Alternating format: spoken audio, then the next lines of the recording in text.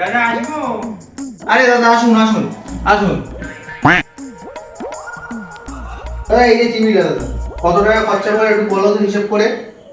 দাঁড়ান দেখে বলছি। তো টিভি তো ভেঙে রয়েছে, পিছন দিয়েও খারাপ মেশিন। আপনার 2000 টাকা মতো বিল পড়বে। 2000 টাকা? আচ্ছা একটু দাঁড়ান, আরেকজনের বলেছি, ও আসছে। দাদা আসবো? হ্যাঁ আসো আসো, তোমাকে অপেক্ষা করছিলাম তোমার জন্য। তোমার যে ডাকলাম, দেখো তো টিভিটা কত টাকা খরচা করে।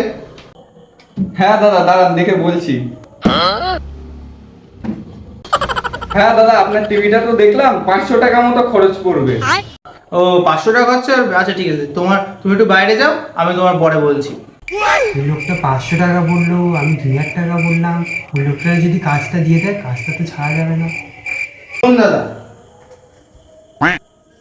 টিভিটা বললো তো 500 টাকা ঠিক করে দেবে, তুমি কি বলছো? না না, ওনাকে দেওয়া লাগবে না, আমি ঠিক করেছি এটা। ঠিক আছে তাহলে ঠিক করে দাও। আচ্ছা ঠিক আছে। A few moments later.